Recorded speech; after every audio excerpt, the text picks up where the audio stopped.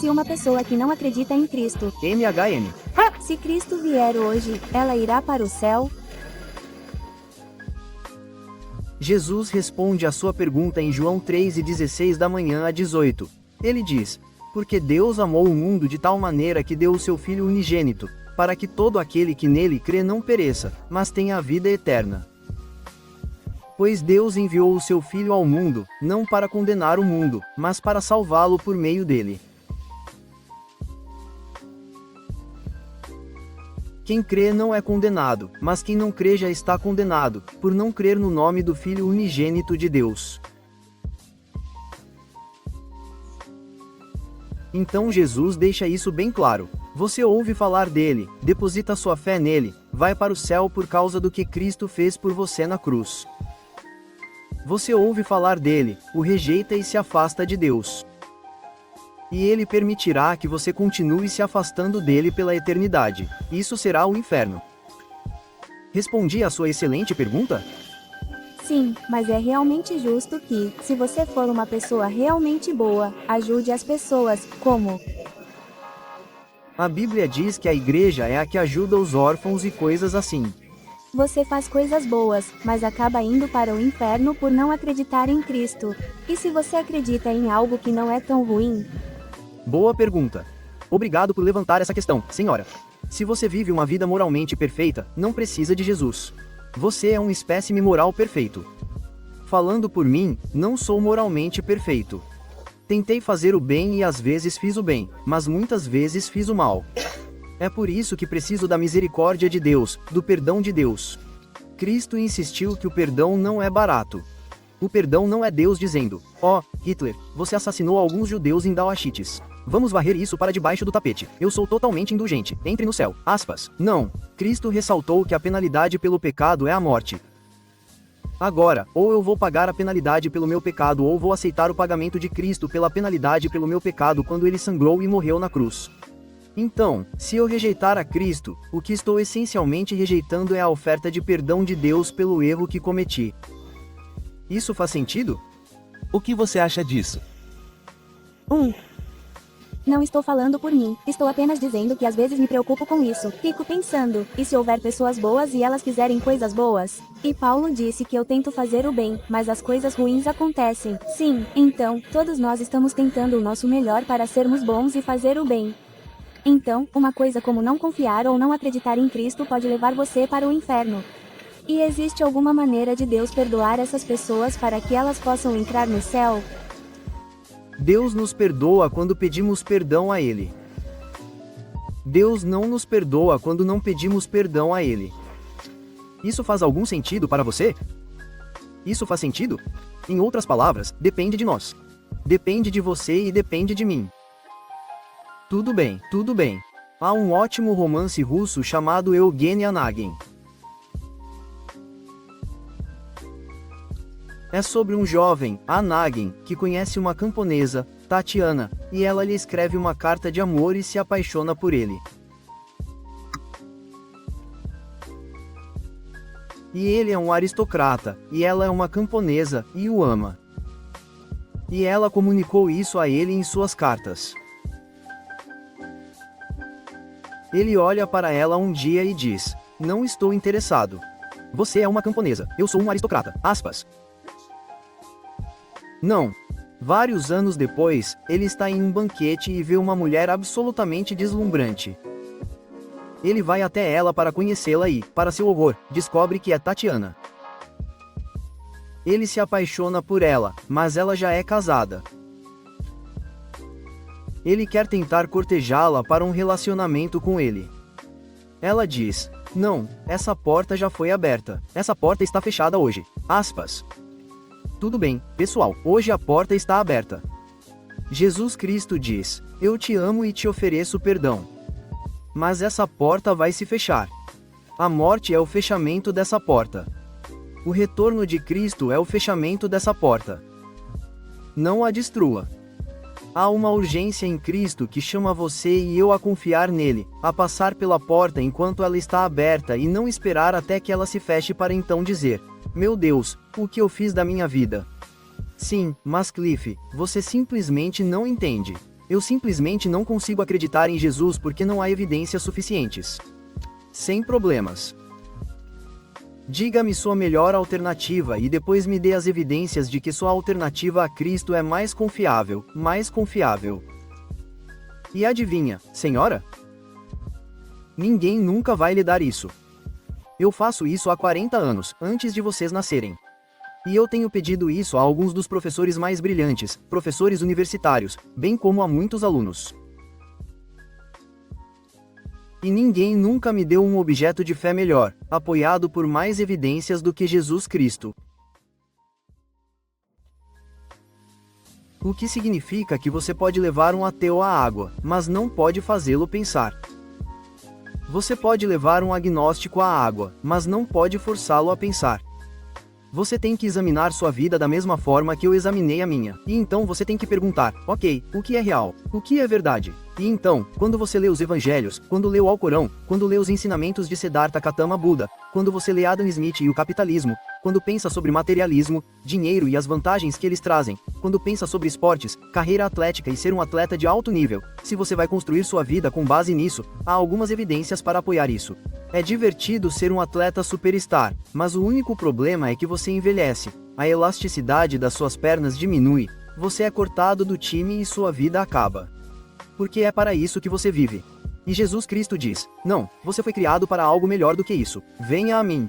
Confie em mim e eu lhe darei a vida hoje, e você desfrutará do seu atletismo, do seu dinheiro, da sua carreira e da sua família. Mas você não cometerá o erro de viver para isso. Em vez disso, você viverá para mim e me permitirá ser o Senhor de todas as áreas da sua vida. Isso faz algum sentido? Muito obrigada por levantar o assunto. De onde você é, senhora? Congo. Congo. Uau! Incrível, bem, seja bem-vinda. Por que existem tantas denominações e como sabemos qual é a correta? É uma ótima pergunta. Na Bíblia, as pessoas geralmente erram. Jesus tem um encontro com seus discípulos. Eles saem e têm o poder de expulsar demônios, provavelmente lidando também com saúde mental, porque muitas vezes essas coisas estão conectadas. E eles voltam e dizem, ei, outra pessoa não era de nós e estava expulsando demônios em seu nome. O que há com esse Cristo? Bem aí você percebe a diferença denominacional começando. Que é que esses discípulos estão chegando e dizendo que precisam fazer parte de nós. Eles precisam fazer parte da nossa denominação, Jesus. E o que Jesus diz? Ele destrói tudo e diz, permita que esse cara continue expulsando demônios em meu nome, mesmo que ele não faça parte do círculo íntimo. Então, ali mesmo, Cristo está dizendo para não ser tão focado e quase tribal em sua compreensão de que sua denominação é melhor. Literalmente, já tive apologistas de certas denominações me levando para tomar um café e dizendo, Stewart, no final, eu não acho que, antes de tudo, você é casado e tem filhos. Por ser casado e ter filhos, você não deveria ter a posição que tem. Ou outros dizem que, por acreditar que não há período de espera entre a morte e a eternidade, você não deveria estar ensinando nada. Então, existem diferentes denominações e esse é o lado negativo. Mas o lado positivo é que diferentes denominações refletem culturas de maneiras diferentes. Fico feliz que não sejamos todos caras brancos e empoeirados neste mundo que são mais voltados para o lado intelectual da fé. Fico muito feliz quando encontro muitos dos meus amigos que são mais carismáticos, que sabem adorar melhor do que eu. Então, há a armadilha das diferenças denominacionais, mas também há a grande beleza disso que reflete diferentes culturas. Sei que há muitos crentes que têm teorias práticas em termos da idade da Terra. Queria saber o que você pensa sobre isso, pode? Apostar. Onde na Bíblia ela nos dá a idade da Terra? Em lugar nenhum, não dá. Ponto, certo. Então, a Bíblia nunca responde à pergunta, qual a idade do planeta Terra? Agora, estou bem ciente de que alguns seguidores de Cristo acham que tem de 6.000 a 8.000 a 10.000 anos. E estou bem ciente do fato porque sou um deles que diz que a Bíblia nunca responde à pergunta, qual a idade da Terra? Então, não sei. E há outros de nós que dizem que, à luz do fato de que a Bíblia não responde à pergunta, recorremos à ciência. E a ciência diz que o universo tem cerca de 15 bilhões de anos. Nosso sistema solar tem cerca de 10 bilhões de anos, e a Terra tem cerca de 5 bilhões de anos. E se alguém vai surtar e dizer que isso contradiz a Bíblia, minha resposta é: tenha uma ótima tarde. Não vou entrar nesse assunto com ninguém, certo? Mas posso garantir que, se você ler a Bíblia, não há uma explicação específica de quanto tempo Deus levou para criar e quando Deus criou. Agora, a Bíblia contradiz claramente a evolução como uma origem verdadeira. E a Bíblia diz que não, no princípio Deus não, no princípio o hidrogênio. Onde está o mecanismo criativo na evolução? Não existem mutações, seleção natural. Sim. Deus criou collies, pastores alemães, poodles, irish setters, São Bernardos? Acho que não. Acho que a evolução obviamente ocorreu até certo ponto. Então, lembre-se do nome Asa Gray, procure-o. Ele era um botânico que lecionava em Harvard. Ele era um dos amigos mais próximos de Darwin e implorou a Charles Darwin: não rejeite a Deus. Não rejeite a Cristo e haja como se estivesse fazendo isso por causa da evolução, porque isso é errado. Sou um seguidor comprometido de Cristo. Asa Gray disse: e eu sei que a evolução como um processo pode existir junto com a fé em Cristo. Albert Einstein disse que cientistas são péssimos filósofos, especialmente quando se trata de algo como a evolução. Podemos ver porque a evolução tem tudo a ver apenas com o processo. Tem a ver com o como, não com o porquê. E você tem que voltar e começar a questionar como chegamos à criação. Como no mundo chegamos à criação? Porque você obviamente tinha espaço infinito antes. Você precisava de uma entidade poderosa, pessoal, atemporal, algum tipo de mente. Faz muito sentido chamar isso de Deus para chegar a esse lugar de Criador. Então, outro lado da questão da evolução é que você tem uma célula e então você tem uma proteína. É preciso informação para chegar a essa proteína. Nenhum biólogo evolucionista pode explicar a informação necessária para criar essa proteína e eu acredito que nunca conseguirá. Então, se qualquer pessoa que esteja acreditando no cientificismo, que é basicamente ciência, só obtém a verdade da ciência, não há outra verdade além daquela que vem da ciência, o que é uma piada. Pense no metafísico, pense no ético. Pense no pessoal, pense na ciência em si, você não obtém ciência da ciência, pense na matemática. Você não pode provar matemática por meio da ciência. Há muito mais por aí. E, infelizmente, muitos estudantes universitários hoje em dia pensam: é tudo sobre ciência. É tudo sobre ciência. Isso é completamente absurdo em seu tipo de pensamento. Então, lembre-se da informação. Não temos informação se não houver um ser criativo e material que esteja pegando uma célula e criando uma proteína. É uma pergunta sobre Jesus e seus ensinamentos. Ele diz: vocês são todos deuses, mas com uma folha em letras minúsculas. E eu queria saber o que você acha disso então. Sim, é uma pergunta muito boa porque as pessoas usam isso quando Jesus diz: bem, diz que todos vocês são deuses. E dizem: veja, Jesus está ensinando o hinduísmo básico, que ensina que todos são parte de Deus. Não, Jesus se apegou ao Shimon de Israel, um Deus e aquela árvore não é parte de Deus e eu não sou parte de Deus. Deus é um, Ele é Pai, Filho e Espírito Santo, mas ele não é tudo. Salmo 82:6. Versículo 6. Obrigado. Eu disse que vocês são deuses. Vocês são todos filhos do Altíssimo. Todos os humanos, governantes incluídos, são criados por Deus. Por meio da criação, somos todos filhos e filhas de Deus. Mas, em outro sentido, precisamos nos tornar filhos de Deus por meio de Jesus Cristo e filhas de Deus por meio de Jesus Cristo. Jesus cita este versículo em João 10, onde os líderes religiosos o acusam de blasfêmia por afirmar ser um com o Pai. Jesus mostra que todos os líderes na Terra são divinamente designados por Deus. A questão é que no Antigo Testamento o termo Filho de Deus frequentemente se referia a um líder, um governante, um povo. E então Jesus está dizendo que se no Antigo Testamento a frase Filho de Deus significa um humano, então o que dizer de mim, que sou mais do que apenas um humano? Por que vocês ficam tão chateados quando afirmo ser o verdadeiro Filho de Deus? Então é isso que está acontecendo naquele texto. Então, há um monte de interpretações diferentes do céu e como as pessoas pensam que é o céu. Você tem um alvo específico? Eu sei que é para ser intencionalmente vago, certo? Algo específico, mas o que ele deveria ser? Porque eu ouvi muitas coisas diferentes. Como? Você estará com outras pessoas ou você será seu próprio tipo de céu, o que você quer que seja. Estou meio curioso para saber o que é.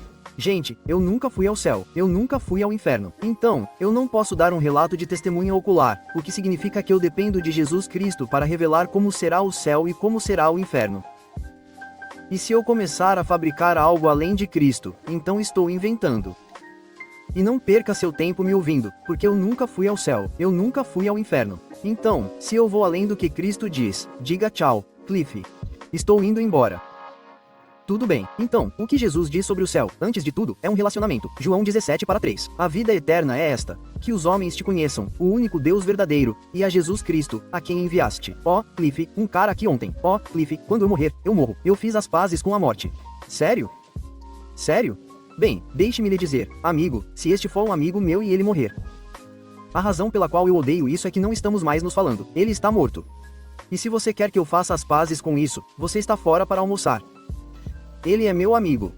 Sinto falta dele. Ele morreu. Então, não me venha com essa baboseira. Oh, a morte realmente não importa. Aprendi a fazer as pazes com a morte. Sério, a morte acaba com um relacionamento, não mais. E sinto falta dos meus amigos mortos. E queria que eles estivessem vivos. Agora, o céu, antes de tudo, logo de cara, de acordo com Cristo, é um relacionamento com Deus e relacionamentos com outras pessoas. E é por isso que sempre que alguém me diz, ah, o céu vai ser chato, você sabe por que eles estão errados? Porque se eu desenvolver uma amizade com ele, se eu chegar ao ponto em que digo, sabe, você é muito chato. Isso é mais uma declaração sobre mim, é uma declaração de que não estou disposto a me aprofundar e entendê-lo mais e esperar que ele se abra e revele mais para mim. Mas quando você está lidando com um ser humano, esse relacionamento pode continuar indefinidamente porque essa é uma pessoa complexa e essa é uma pessoa complexa e nós desfrutaremos um do outro por toda a eternidade no céu. Isso é emocionante. Então, uma pessoa que diz que não está realmente interessada em ir para o céu está realmente fazendo uma declaração sobre seus relacionamentos. Você é chato. As pessoas são chatas. Então, a ideia de viver a eternidade no céu com as pessoas, que chata.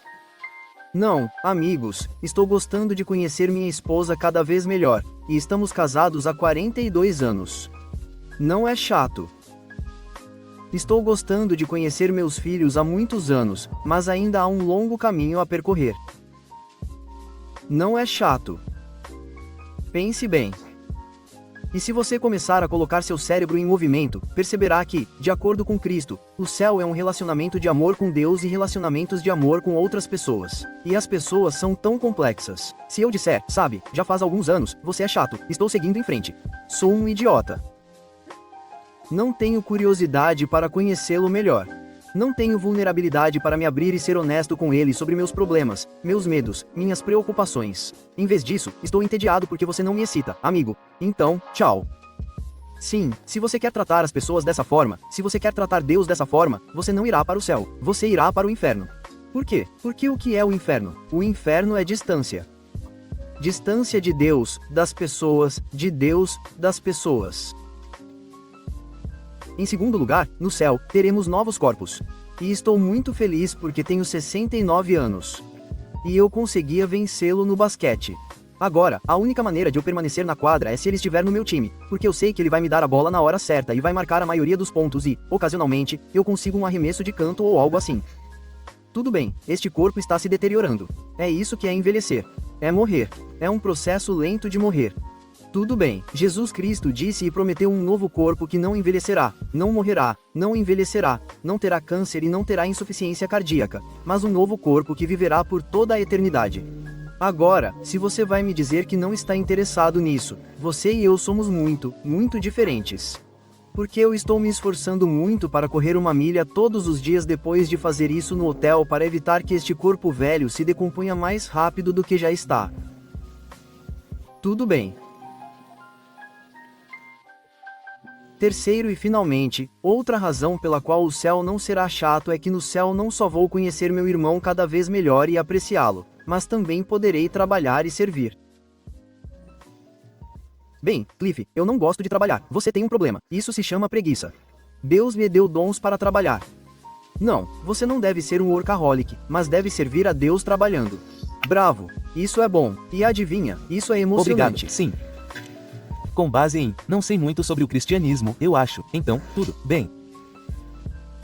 Não sei como as decisões são tomadas com base em se alguém viveu sua própria vida sem o cristianismo, mas era uma opção. E por 60 anos, como se eu não tivesse 60 anos, apenas um longo período de tempo, eu simplesmente não gosto de onde está. Tudo bem, Senhor, você está fazendo uma pergunta muito difícil. Temos que começar pela fundação, certo? Como é Deus? Porque, obviamente, a pergunta que você está fazendo é realmente urgente.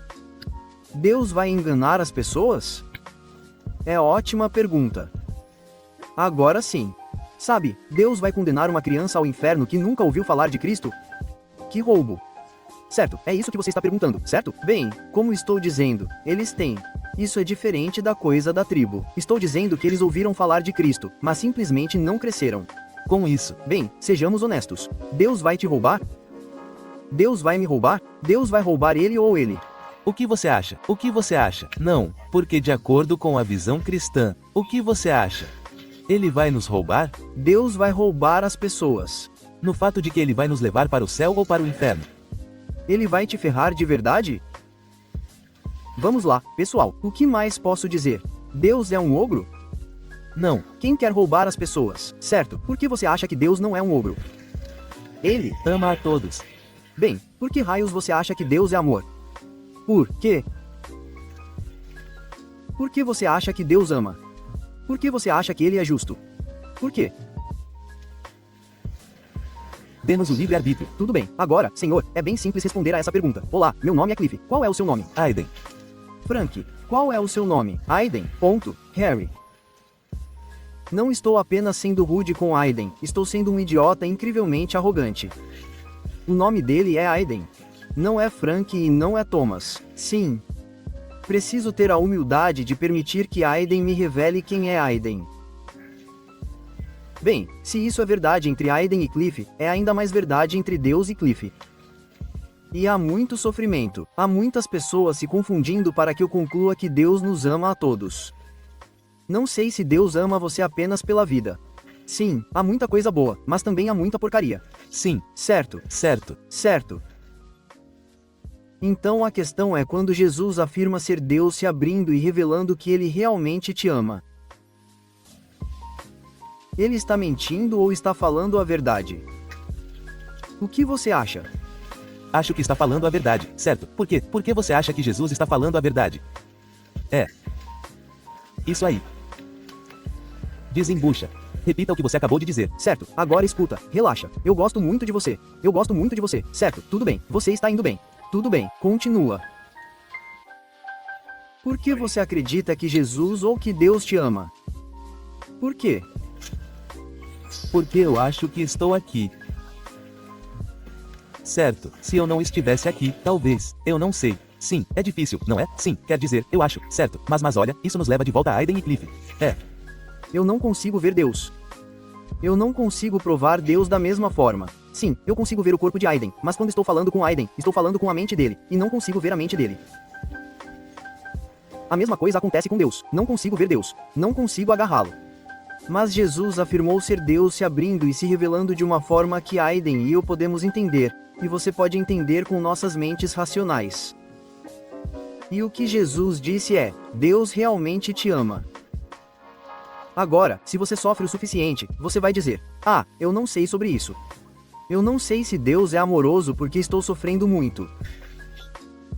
Mas, de acordo com Jesus Cristo, a vida é injusta e às vezes vai te ferrar. Em outras, será ótima. Mas, de acordo com Jesus Cristo, mesmo quando a vida é injusta e está te dando uma surra, Deus ainda é amoroso e te ama. Certo. Mas voltando ao original, se alguém vivesse e fosse ensinado apenas as práticas de uma religião diferente. Sim, e eles estavam tipo, tenho certeza de que, como a maioria de nós, fomos ensinados a praticar apenas uma religião, que pode ser o cristianismo, ou algumas pessoas, não sei sobre outras pessoas, mas se outra pessoa em uma cultura diferente foi ensinada a praticar apenas uma religião.